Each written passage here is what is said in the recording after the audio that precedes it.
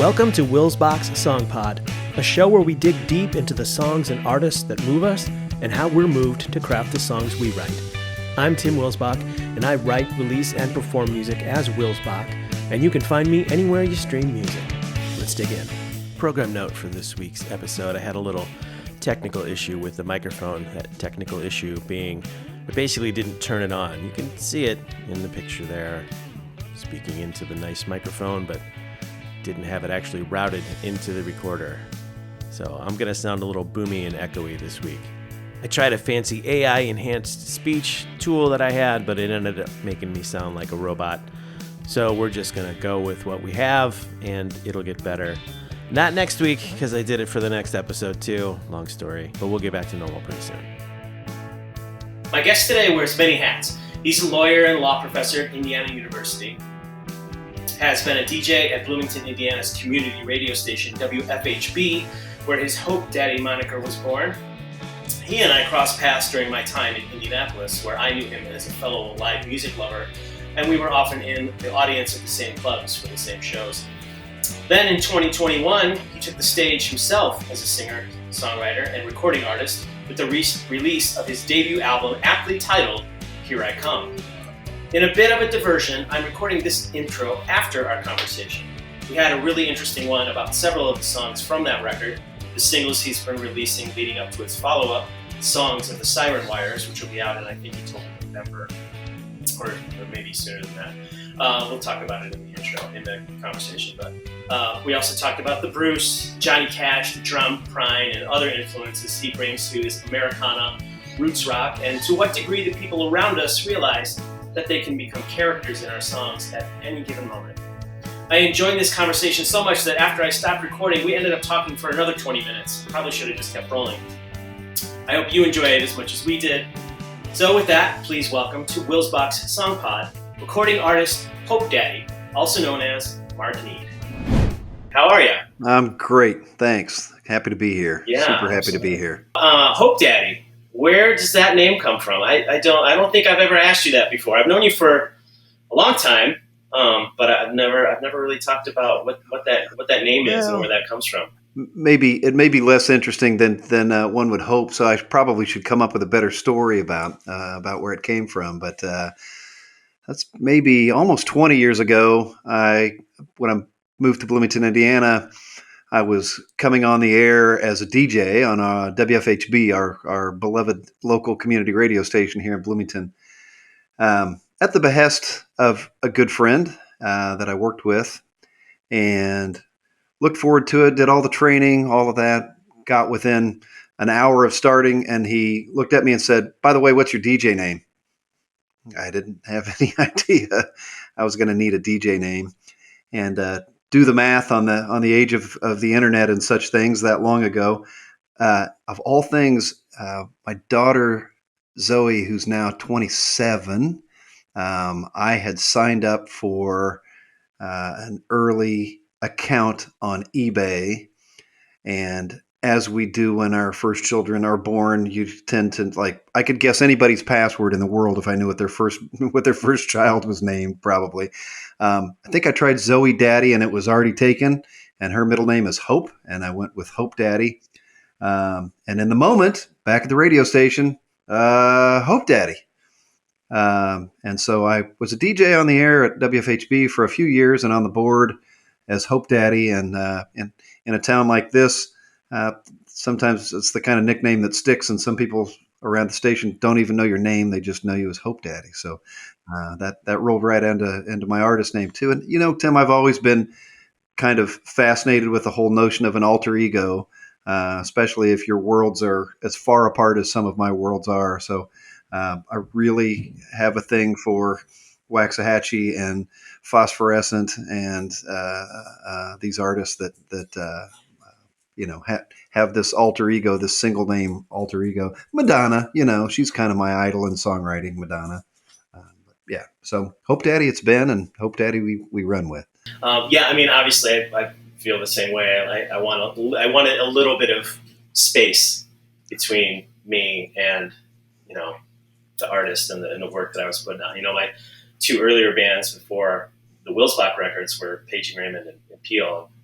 there was some safety when you've got, 3 other guys on stage with you, and you're releasing records as a collective, and you can kind of, you can hide a little bit more than you can if it's just, hey, this is me and my name, and these are my stories and my feelings. And I think there's actually a lot to that. You wouldn't think that a fake name when everybody knows who you are would give you that much creative freedom, but it's a little bit liberating. And in your case, now a little bit of space is literally one space. Yeah. Right. So Will's Bach. Yes. Exactly. Yeah. So WFHB, I don't know how long that place is around, but I remember, I don't know if this is when they started, but when I was in school at Bloomington, I know they were at least moving into was it a fire station? Was that the beginning of that radio station, or just that a move to that place? That was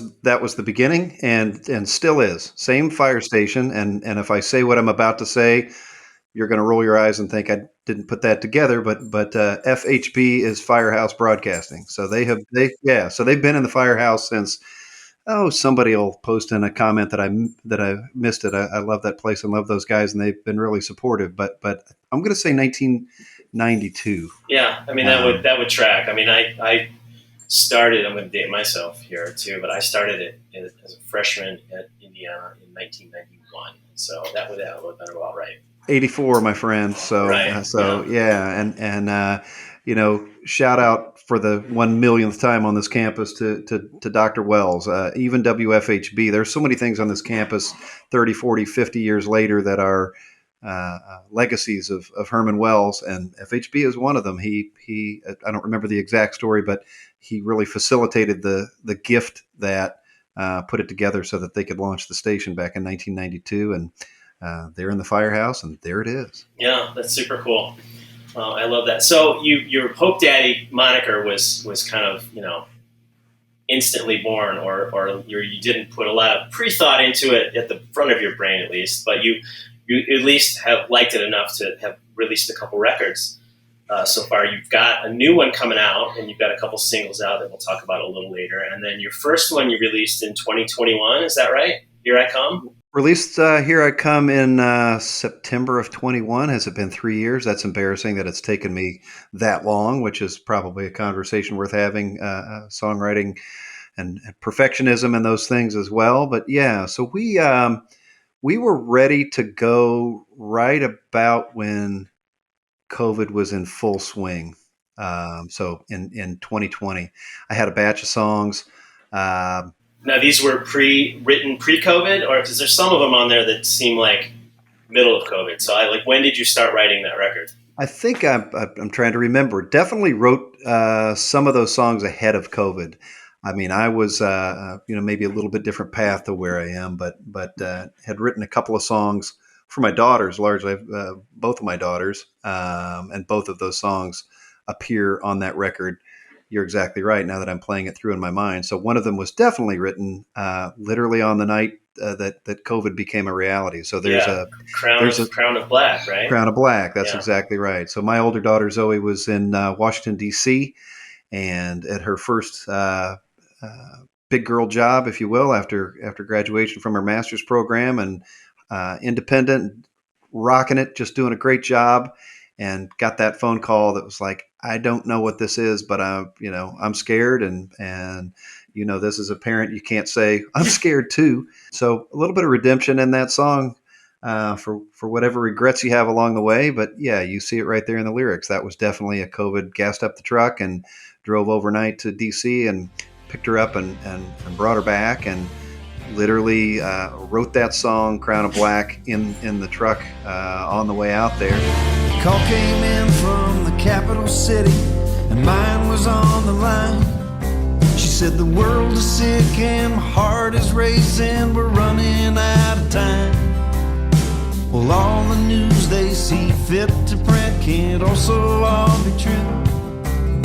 But I'd be lying if I didn't say that my heart was racing too. Cavalry's coming. Get some sleep and gas the truck. The cavalry's coming. It's only me, but that's enough. The cavalry's coming. Ain't gonna fuss up. You're right. I'm going to guess a third of that maybe was written during COVID. I can't tell you when we went into the studio, other than all of the studio pictures. We are fully masked, and probably was an era where we shouldn't have even been masked and together in the studio. But you got to make an exception for some things, like making a rock and roll record. So, we were very conservative about COVID and who was in our bubble and who wasn't. And then all of a sudden, the opportunity with an amazing group of musicians came together in the studio, and I went, "Oh, what bubble? Here we go. Let's go do this." Yeah. Yeah. Yeah. It sounds great. I mean, I don't know who played on your record, but you clearly got some talent in there. Yeah, that first record, I mean, it really is a COVID story, Tim, to be honest with you. The signature sound of that record is due to a couple of really good friends. But Keith Skoogland, I don't know if you know Keith or not. It's an old Bloomington guy. He's been around. I've known him for over 30 years. Had a band called Medicine Wheel back in the 90s. Oh, yeah. Okay. Played with a lot of people. Played with Carrie Newcomer for years. Yeah. And has been a really good friend all along. He had just made a record that he released, one was excited about, that I loved, with the help of Paul Mahern here in Bloomington. And one night we were talking about songwriting, and I picked up the guitar and played the song I had written for my other daughter. And he said, "I've been thinking about making a record, or I've been thinking about somebody else making a record, and I want to sit in the chair that Paul sat in." He said, "Why don't you get these songs together that you've got, and you can make a record and I'll produce it." And the lineup for that first record is a guy named Rob Calder. I don't know if you know Rob or not. So Rob's truly a cutter. He's an old Bloomington guy, been around a long time. His dad was the head of the opera department at the Jacob School for I don't know how many years, like Bloomington royalty down here. Rob's played with a number of bands, but principally, and at that time, was playing bass for Passenger, and came back to Bloomington to help take care of his dad. And I met Rob, or reconnected with Rob. I don't know if we had known him years ago. And the conversation started, and he said something along the lines of, "Well, some of the guys from Passenger can't go out on the road right now anyway. Would you like them to contribute to your record?" When you have 0 streams and Let Her Go has 3.2 billion streams, I think the answer to that question is yes. So yeah, that first record, I just got really lucky. I mean, Keith and Rob, two just incredibly talented musicians, guitar and bass, and let's be honest, really held my hand through a lot of the process and added a lot to songs I had already written. And I don't remember what Rob's connection was, but the drummer on that record is a guy named Matt Johnson, and Matt drums on, I should know exactly which tracks, and I can't remember, but he was a buddy of Jeff Buckley's, and he drums on 2 or 3 of the tracks on Grace. Oh, wow.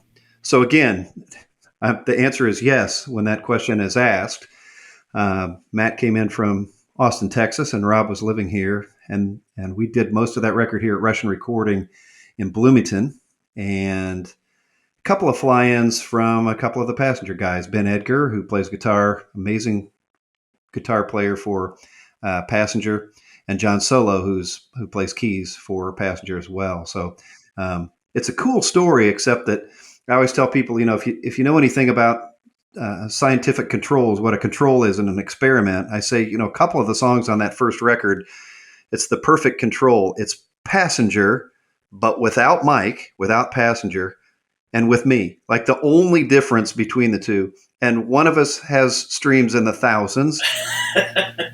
And one of us has 3.2 billion streams. And the only difference is it's this guy and not that guy. So talk about kind of, carrying the weight of that around. Well, probably some marketing dollars. So let's give you a little bit of. Okay. Well, I'll take it. Maybe we'll find it. But yeah, a great experience, and obviously some pretty personal songs, and a first record that, from a songwriting perspective, 3 years on, I would say about a third of it I kind of stand behind. I've listened to it when it comes up here and there every once in a while, or it's on at a friend's or something, or on a playlist. I think, yeah, I'll stand behind that. About a third of it, I think I might have done that a little bit differently.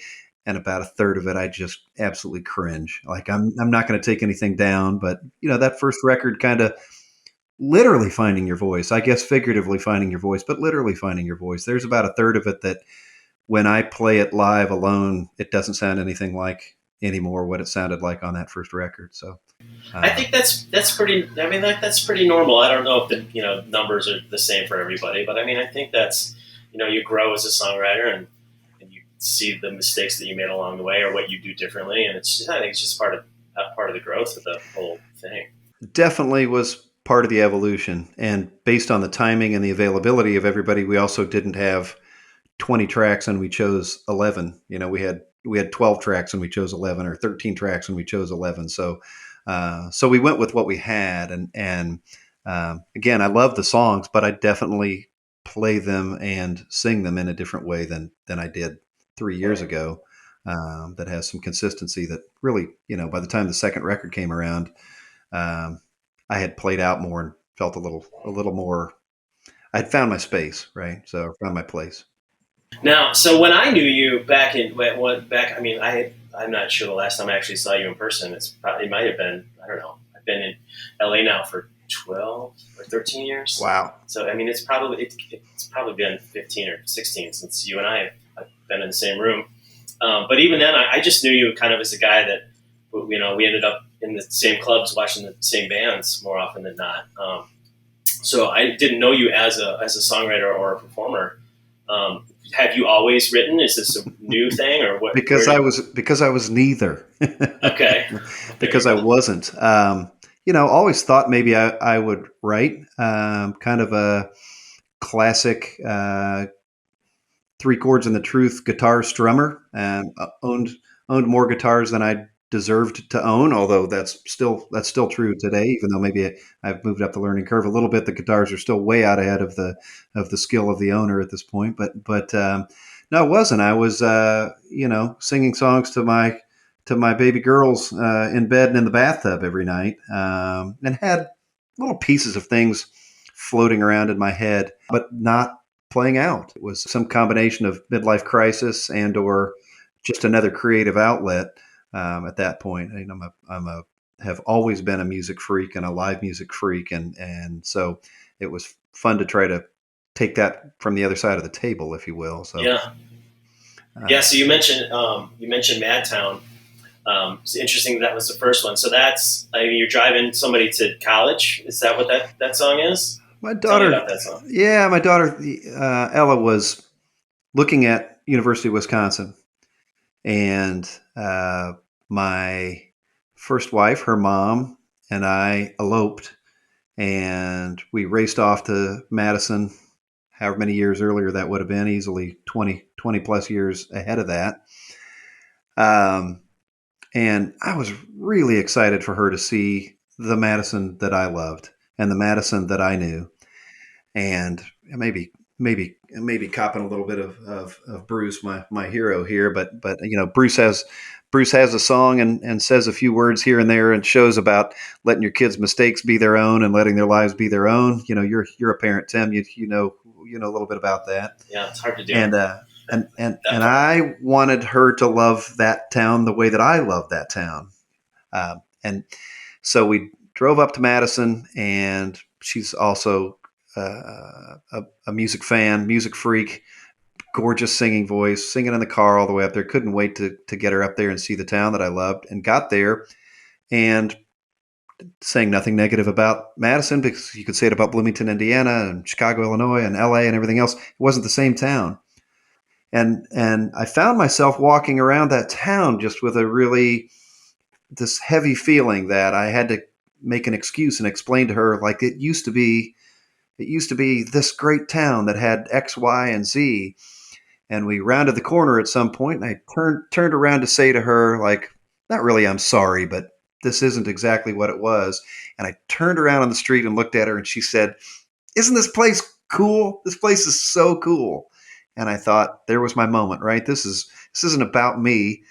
sometimes, of course, as a parent, it's not about you, but sometimes you got to be slapped right in the face with the notion it's not about you, right? We're up here for her, and this is her town, and so hence the line "Mad Town's for her and not for me," right? It was going to be whatever it would be to her.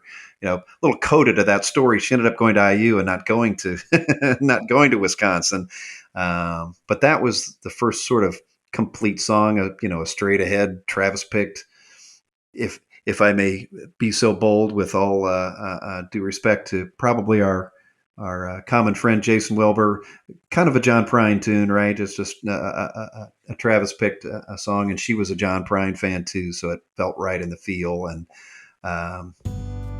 felt right. I think maybe the first time I had written a complete song that felt like something, that felt like me, that there was something there that I could put out. So State Street in the sunlight, chain stores where mom and pop should be. As I turn a corner, I realize my town's for her and not for me.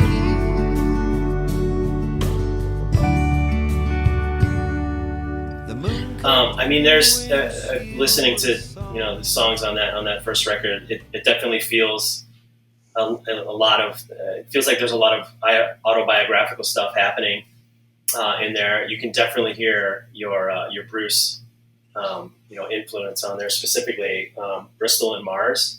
Is that the one? If you hear Bruce in there, yeah, Bristol and Mars is on that record. Yeah. Yeah. So if you hear Bruce, I'll take wherever you think you hear Bruce. I'll take it. But you even mentioned the Chicken Man and the Boardwalk, and that's Queen City Station. Oh no, Queen City. That's right. I wrote that down. I'm sorry, my bad. No, and that's I would say that there's to say that that's a Bruce influence is not even being generous enough. That is just a flat out. I'm interested if you have the same experience that.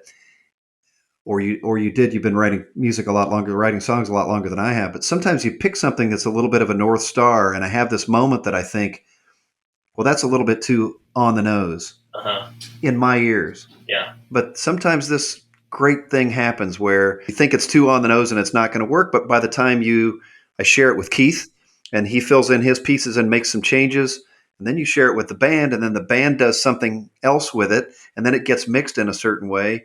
And I think, by the end, apparently that's not happening with Queen City Station, but by the end, you have this thing that really is through your lens. Maybe it's Bruce through Hopedaddy's lens or something, but it's become its own thing that just sounds like absolutely the four of us on that day.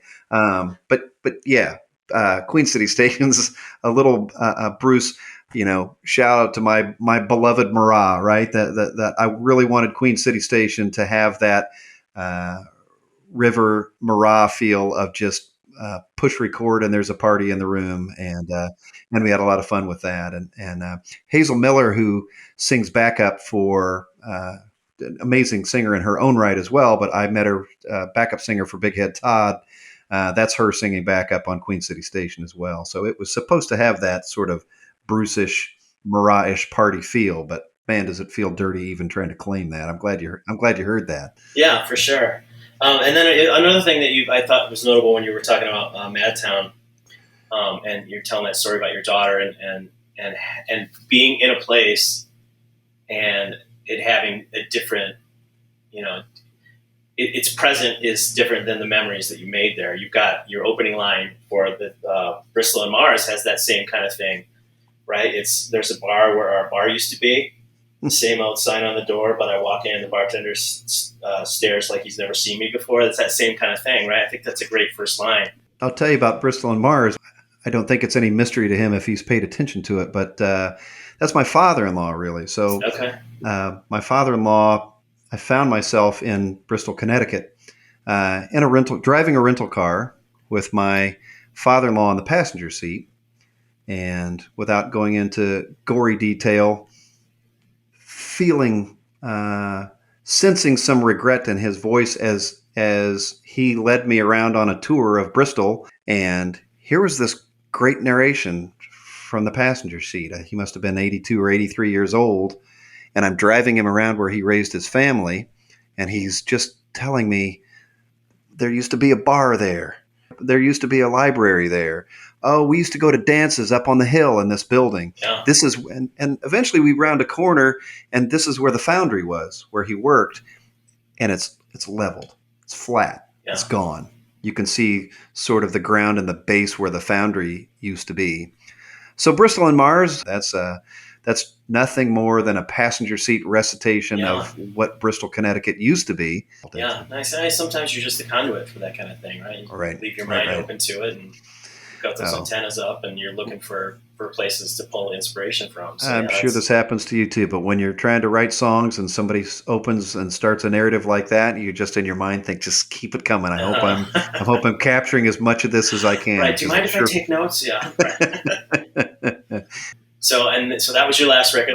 You've got a new record coming out. You've got 2 singles out for it. So are you? I guess I don't really know this. I'm assuming you're putting out another full length record, or are you just putting out another full length record? You know, a good question for all of us. What is a full length? What is a full length record now? So two weeks ago, first single dropped, "Stranger Friend," and then last Friday was a song called "Peacocks." Which talk about on the nose is just an intentionally on the nose Stones style rocker.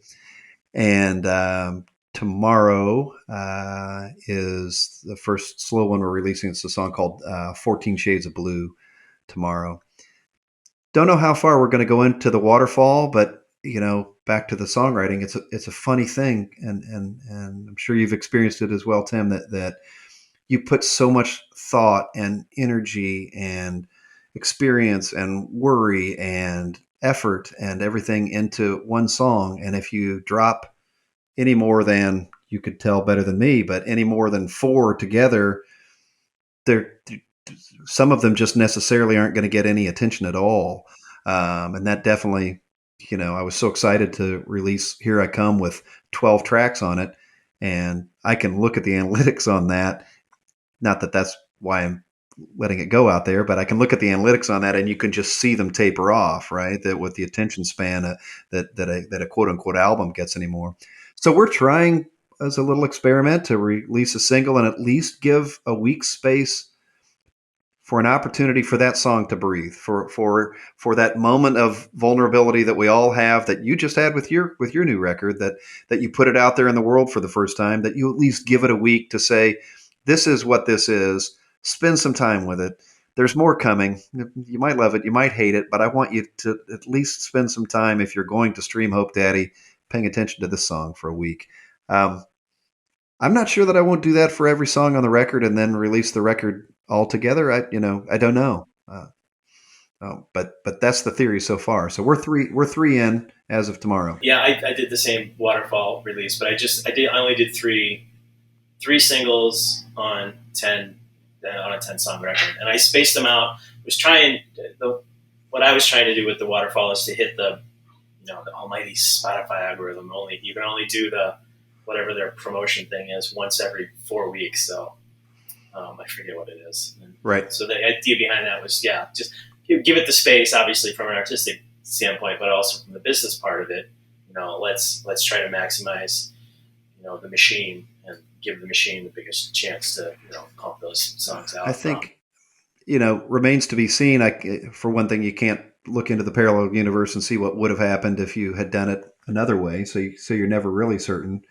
And this is anecdotal and not empirical, but receive as a songwriter, as a creator, receiving direct comments from friends, fans, followers, etc., on specific songs each week has almost made it worth it. That alone has almost made it worth it, even if in the overall picture I don't end up with more streams, or it's no more likely to be picked up in a pitched playlist on Spotify or otherwise.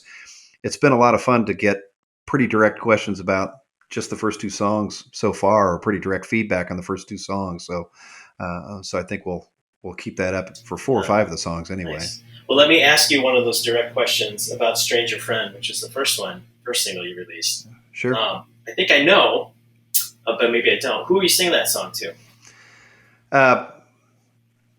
Maybe I don't. Maybe I have no idea. But should I put you on the spot? Who do you think it is? It sounds like there's definitely some Johnny Cash in there somewhere. So I don't know if this is putting yourself in his shoes in his last days, or what? I think I wanted to ask you first before I, steered you in another direction. And you love the notion that there's a song called Any Song on the first record, and loved it because I had more than one person say, "Wow, that's about me and my dad." So it must be about, and I'm like, no, that wasn't my dad in Any Song. So, but it is to you, right? Like I don't want to steer it away from what it is. There's definitely a Cash reference in there. Yeah, maybe that's what I'm thinking of, the 309, right? Yeah, the 309. Yeah. So I lost my dad about 2 years ago, right about the time we were ready to start. I was ready to start writing again for this record, and I ended up being he was my best friend as well as my father, and this ended up being one of those times in your life where like, here's another song about my dad, here's another song about my dad, and here's another song about my dad. So Stranger Friend, my dad was a physician and a scientist, and again, meaning no disrespect to anyone that's elsewhere on the scale, but there was no tolerance of the woo woo with this guy. He was a scientist, and my mom was in rehab after breaking a hip, and my dad was staying alone at the house, and his health was failing. And it was the first night I had not stayed at the house with him overnight on the couch. I had come back down to Bloomington. They were up in Indianapolis. And I woke up in the morning, I'm sure at 6 a.m. or something, and jumped right out of bed and got in the car and thought, that's the dumbest thing I've ever done. I needed to stay up there last night. What was I thinking? And raced up there and came in the door, and he was climbing out of bed. And I said, "How did you sleep?" And the physician scientist looked at me and said, "I saw a ghost." And I wanted to say, you're messing with me. This is not a guy who sees a ghost. And I said, "What was he doing?" And you can't see me, but he turns and makes the running pose. He said he was right there on the wall. He was running. And I said, maybe it was death, and you scared him away. Did he know he'd find you here, behind that wall of sleep, behind that wall of fear? And did he call out, "Get in line"? Did he call out from the shadows, all aboard the 309?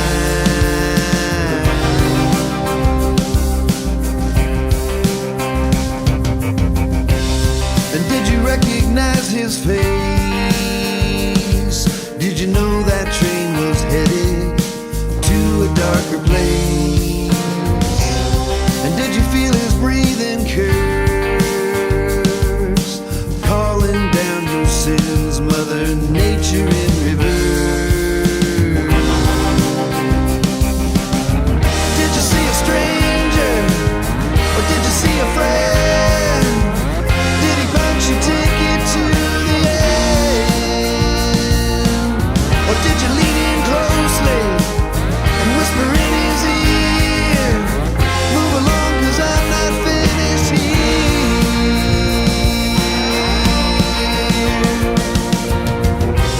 Sadly, he didn't make it to hear the song, but yeah, that's directly to my dad. Did you see a stranger? Did you see a friend? Did he punch your ticket to the end? Yeah. Who did you see there? Gotcha.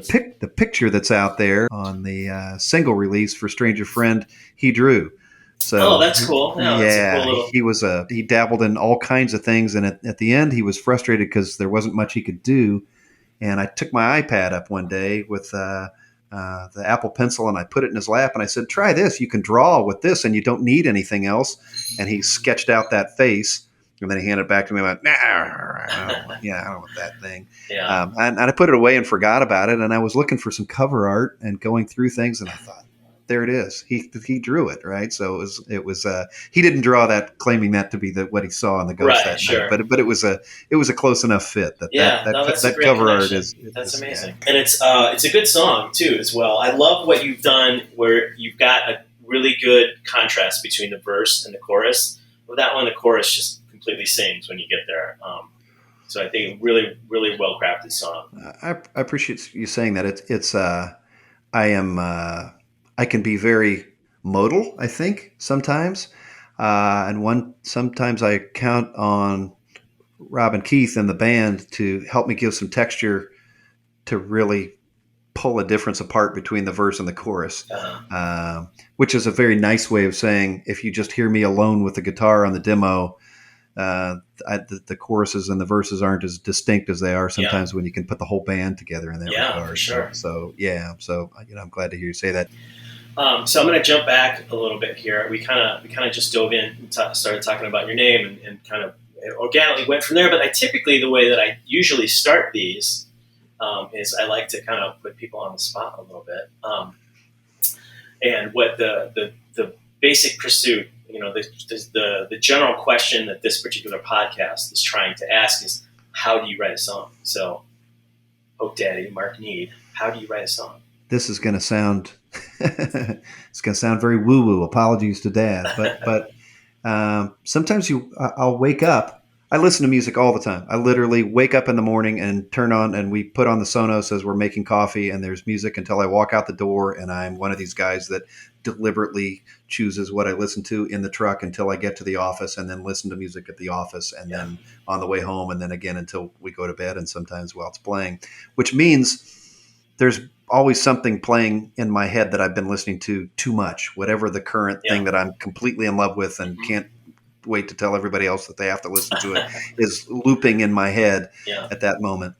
And the songwriting process for me has been waking up, sometimes in the middle of the night, lots of times first thing in the morning, with a little hook or a little snippet in my mind that's more complete in my mind than it could ever be with me alone on the guitar, and sort of being in that fuzzy in between moment, and then tuning in and having that delightful moment where you think, this isn't anybody else's. This isn't, I'm not playing this loop in my brain or humming or singing along to anything that's familiar to me at all. And we've all done it where you do that, and then when you finally play it or play it for somebody else, they say, "Yeah, that's that's that Coldplay song that you won't admit to anybody you've been listening to in the car so many times." But if you have that moment, I think the kernel of so many of these songs were that, like being in a space where my brain turned off from whatever's happening enough in the day that something creative evolved out of what was going on in my mind there. And then when I tuned into it, realized that's not anybody else's. That's just mine. I don't know if I can make it come out of my head. And, I'll tell the same story. Maybe you could tell the same story too, Tim, because I hear so many songwriters say this. I have hundreds of the most annoying voice memos on my telephone that I'm sure at the time sounded like one of those great moments in my head. Yeah. But whoever can come up with a solution to get the thing that's in your head out onto the voice memo, they win the internet, right? As far as I'm concerned, because I have hundreds of voice memos that I'm sure sounded like something fucking brilliant in my head. And even a day later, I go, and then it kind of goes, and then it kind of goes, no, no, no, no. And then it kind of goes, no, no, no. I think, what is that? Like what? So, if you're lucky, 1 out of, I don't know what, 10 of those things, gets a little bit of legs under it. And then at the same time, maybe there's a phrase I'm catching somewhere and build it in and build from there. But usually starts on the music side. I also am one of these guys that carries a notebook around and catches interesting phrases. Yeah. People say things. I'm like, it's a song title. I'm taking that. Yeah. That is mine now. But it starts with the music for sure. I'm very interested in writing in a different way. I'll put you on the spot while we're sitting here digitally face to face. But I would love for somebody to send me a something and try and write in the other direction. I would love for somebody to send me a song that doesn't have a melody or a lyric to it yet, but has some completeness to it, and try to write over the top. Because I know actually we traded a few texts not a year or two ago about that very idea, and I think I've not done a lot of co-writing, and I actually had one earmarked. I'm like, I'm gonna send this to Mark, and then I got like super self-conscious. I'm like, I don't know, like it. And I don't know. I've never done the co-writing thing, and I think it has more to do with me than anything. But I might take you up on that. I might dig up that old song, and it has a verse and a lyric, and it has a verse and a start of a chorus, but it doesn't have the rest. So that might be a fun. I'd love that little exercise to try. I'd love that. And I'm not saying that I'm great at this part of it. I'm just kind of reflecting that back on you. Like, vulnerability is what it is, right? I mean, that's the same as the moment that you wake up and go, well, there it is. It's out there for anybody to hear now. That thing that's in my head, right? So sharing it with me, for every one that you share with me, I'll send you 10 of my voice memos of me going, woo, and then we'll be even at that point. But no, all kidding aside, I'm definitely in a cow path. I mean, at this point, I will write the beginning of a song. You have that feeling like, okay, there's something here. This has that feeling that I can build on it. I'm already, a couple, 3 records in, having those moments where I'm like, wait a second, this is the same as that other song. Right? Yeah, I've done this one before, right? So I'm looking for anything to sort of shake it up a little bit and try to write in a different direction. So. Yeah. Nice. Have you ever, so I've talked about this on several episodes, basically because I really like this as a process to get to the good songs. And I don't think there's not a way that I know of to get around the ratio that you're talking about. You have to write 10 songs to get one good one, or whatever that ratio is, 100 to 1, or whatever the number is. I think you have to pay that piper. But a way that I found that really works well for me, and most of the songs from my 2019 record came from, and a couple new songs came from a new version of this. But anyway, it's something called The Game or whatever. And I learned about it from this guy named Bob Schneider. You probably know that artist. Sure. Yeah. You might have even heard of this game, where he sends out a topic or a phrase to his collective group of songwriters on Friday and says, I need a song back from you with this in it next Friday, or you don't get the next prompt. So there's a deadline. There's some vague, idea that you have to write to, and what I find is that as vague as that thing is, you end up writing about what you're going to write about anyway. It's just a kind of little spark that you need, or at least I need, to get going. A pretty good group started by a couple of friends of mine here in Bloomington now. They call it the Cosmic Songwriters Club, but very similar to the game that you're speaking of. We tried that. We threw out a phrase. One of the guys in the club flipped his bullet journal open, and he just kind of randomly picked a phrase, and he said, it was like, thanks a lot, Hollywood. I can't remember what it was. And we said, everybody go away. We got 6 songs. 3 of them were played one night at Cosmic here in town. And it's so much fun because that phrase only meant one thing to me in the song that I wrote. We had 6 songs, and they were 6 completely different songs. Absolutely. Completely different takes on literally a 3-word phrase. Completely different takes. Yeah. It was a great exercise in that regard. So. Yeah, no, I love that. The other thing it does for me too is it gives me that express permission to. I just need to get it done. So many times I get stuck on. I have an idea for the chorus, and I have a really great first verse, and then I have second verse syndrome like you wouldn't believe, where I have, my logic is filled with years and years of songs, verse, chorus, the end. So what this thing does is, I know I have a deadline. I know I have to show up for someone to have a finished song, and it just getting me over that hump and like pushing me to that next. Write the second verse, dude. Just get it done. It doesn't matter. It can suck. That's okay. And then what you learn is you edit from there. As long as you have your, you got to lump the clay first, and then you can shape it. But if you don't have the clay, there's nothing to shape, right? So, well, it's back to your point too, which is if whatever your own ratio is, if it's 10 to 1 or probably 50 to 1 with me, but if it's 10 to 1, then there's one more, right? Exactly. It's a process. You're still exercising that muscle. This would have been 2003 or 2004. I was at South by Southwest on South Congress, rambling back and forth between a couple of different showcases. I don't know if you're a Peter Case fan or not, but I saw Peter Case set, and I loved Peter Case. And I went up and talked to him about the songwriting process. And to your point about the ratio, I said, do you have any words of advice? Clearly I was thinking about writing back then. He said, yeah, write. Yeah. Yeah. Write the songs. Yeah. Just keep writing the songs. It's as simple as that. I mean, it's almost like a muscle. You just got to keep doing it. Just exercise that thing. You want to write a song? You know the difference between not being a songwriter and being a songwriter is writing songs. Yeah, just right. Write the songs and get them out there. So, exactly. Well, we are fast approaching the end of our hour here, but I want to talk about Peacocks, and you kind of already talked about it a little bit. But so Peacocks is the second single. It's just a fun, kind of rompy rock and roll song. I was going to ask you about this, but you already told me it's at least to some degree Stones inspired. And I love the little thing that you do in there where it's like, do you even know who the Stones are? And then you do that little call and response, woo-hoo-hoo, or right. That's so I love that moment. It's such a fun little touch. So tell me about that song. Like, where did that come from? Thanks for hearing that. Yeah, we were. Was this during a recording session? Maybe we were in Nashville for a different reason. But my friend and guitar player extraordinaire Keith. And I headed down to Nashville where bass player Rob lives now.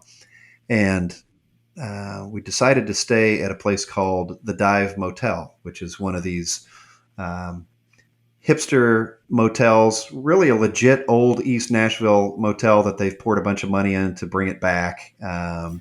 What we didn't know about the Dive Motel was it wasn't a cool resurrected motel that happened to have a pool. It was a pool club that just happened to have a motel on it. And we had one of those beautiful moments where we realized that we're twice the age of everyone in the place. We were there on a Saturday afternoon. Kids lined up around the block. And Rob and I are sitting out, looking out on the pool and, shading our eyes from these Utes who are, as I say in the description, half dressed and selfie obsessed, floating around the pool, and just feeling like, what did we do? Why are we here? We shouldn't be here. But it was awesome. And right in the middle of it, after kind of getting a kick out of these kids floating in the pool and having a great time, comes a DJ remix of Miss You. And I think the cornerstone, the genesis of that record were two things. Just the general thought as the kids are bouncing up and down in the pool to a thumping version of Miss You was, do those kids even know who the Stones are? Yeah. And really the genesis of the song was my friend Rob. We're sitting there in silence and disbelief as they're snapping selfies all over the place. And he says, I think I can get away with my colorful language here on your podcast. Yeah. But Rob turns and says, man, look at the fucking peacocks. And that's one of those moments where you think, yep, here comes a song. Yeah. And it started leaning Stones. And then at some point, you just got to give in to it.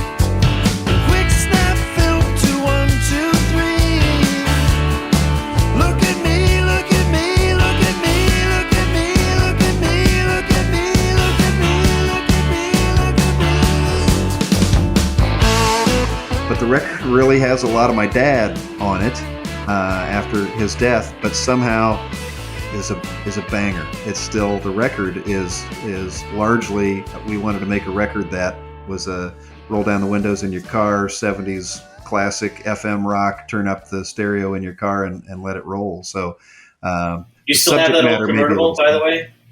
No, you don't have it. Let her go. We live out in the country now, so I rock out the windows of a truck now. It's kind of, it's an obligation out here. It's very Indiana of you. So wait, where? So you're in Bloomington in the country, or you're somewhere around? No, we're in Bloomington. We're in Unionville, technically. So out toward Lake Lemon, just south of Lake Lemon.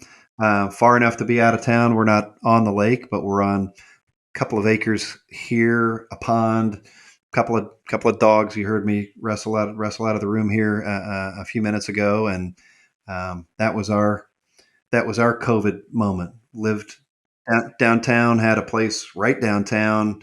My wife ran a restaurant right downtown. That was our life, and everybody had their sort of coming to Jesus moment during COVID. Ours was, what do you want the next 10 or 15 years to look like? And we bought a house out in the country and thought we would play country house, city house for a while. And I don't know that it's a positive reflection on me, Tim, because it might, what it might really be is a confession that I don't like people as much as I thought I did, because we're out here a lot. So my trips to town are surgical strikes now. Yeah, but you just, doses. You gotta get the dosage right. It's good for the creative juices, though. It's quiet out here, and we have a little studio across the driveway where we can draw and paint and make noise and play guitar. That sounds amazing. Yeah, it's great. Yeah. Nice. And then, I don't entirely know what you do for, you're a lawyer? I'm a law professor. So, so I practiced for 32 years, and I've been at the law school, starting my 19th year at the law school.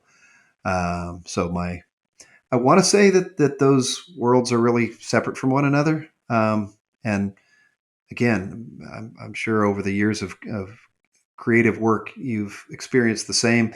It's interesting how a creative process in one dimension or universe can suddenly help you solve a problem in another dimension or universe in a way that you never would have guessed or anticipated or even intended it to. So it's one of the really great byproducts for me is I work with startups. I work with young entrepreneurs and startups that are looking to scale businesses and meet all kinds of obstacles. And it's really interesting how your mind gets opened up by the creative process and how those can bleed back and forth to one another, for sure. I don't say back and forth. Probably be the most boring songs in the world if I tried to write songs about the law side of my life. But the creative process on the song side could sure help the law side. So, well, Mark, this has been really fun. It's been a pleasure to talk to you. Thanks for coming on. I appreciate your time. Stay tuned. We'll have a couple more singles, and then Songs of the Siren Wires will be in its entirety, probably mid to late October in there somewhere, and then the off season, a little 4-song EP somewhere in November as well. And Tim, I've really enjoyed listening, especially to your latest record. I spent some time with it here in the past week again too. So thanks for including me, and thanks to you for making music, man, for keeping the creative process going. Absolutely. Likewise. Thanks for listening to Wilsbach's Song Pod. If you've made it this far, please rate, review, like, love, add, subscribe, do all the things on whatever app it is that you're hearing my voice. That lets the almighty algorithm know that interesting people like you like this show, and will serve it up to other cool and interesting people.